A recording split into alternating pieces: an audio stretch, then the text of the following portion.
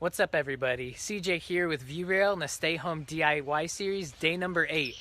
If you were following along yesterday, you saw that these posts, the express cable railing posts, started to go in. So we got 3 done yesterday. We showed you how to install the semi-hollow mounting bracket if you don't have sufficient blocking, and we showed you what it took to get these 3 posts up and ready to go. One of the things that we're doing today is we just started a new DIY contest. Head on over to our Instagram page if you haven't seen it already, but we want to hear what you guys are doing right now during the stay home mandate. See if you guys have any DIY projects you're doing that you could use express cable railing, and we want to give you guys a discount on it. We want to help empower you guys to do your projects. I'm going to be showing you how to cut handrail and how to run cable today. That's on the docket. Let's get started. As always, stay home, stay healthy, stay safe. As I'm getting ready to mount my handrail, one of the things that might be helpful is understanding that all of the posts in the express cable railing system are the same. Line posts, end posts, what's going to be my corner post, those 3 systems are the exact same. The only thing that's different is the type of mounting hardware that goes underneath your handrail. Your line post and your end post are going to have this, and it can be used any way. We've made a universal system that makes it interchangeable. And your corner post looks like this. Really simple. So the only thing that's different when it comes to mounting your handrail is the components that go underneath. Your posts are the same no matter what. Angled posts look different. You'll see those in an upcoming video.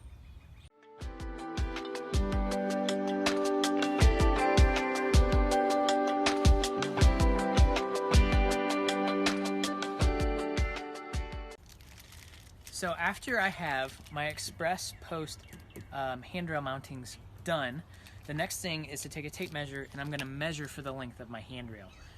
We send express handrail in standardized lengths of 8 foot 6 inches, so I need to see how many pieces of handrail are going to fit on this system. This is under 8 foot, so it's only going to be 1 handrail. I'm going to take my tape measure, start at the outside end of this end post, come over the line post, come here to the end. All right, 94 3/8 inches. Now what I need to do is remember 94 3/8 inches and add an extra inch. That's because these end caps are going to be hammered into the ends, and I need a 1/2 inch on each side to account for that. So I need 95 3/8 inches. I'm going to go ahead and take that measurement.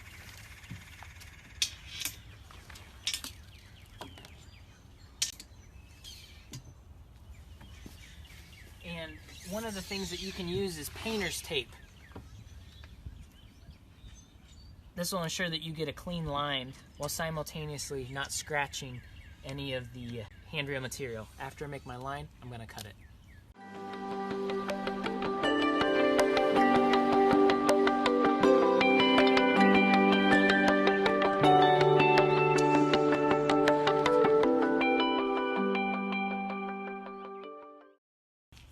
So now that I have my handrail cut, the very next thing that I did was I used a dead blow hammer to hammer these end caps in. Now that I have these end caps in, I've laid it across the top of my handrail, and I have these clamps down on the outside.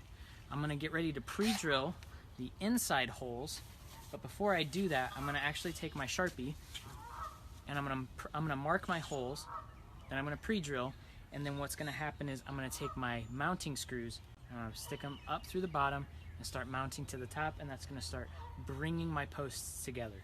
I'm going to show you how to do that.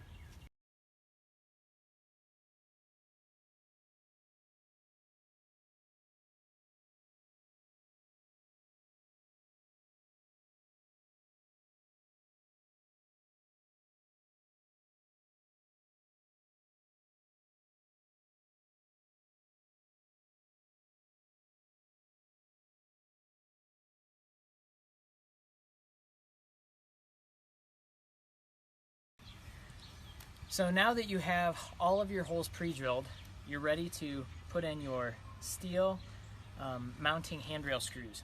So I just got my impact driver. I'm going to just go right down the line, put these screws in, mount my handrail, and it's going to pull everything really tight, nice together. And the next step, installing the cable.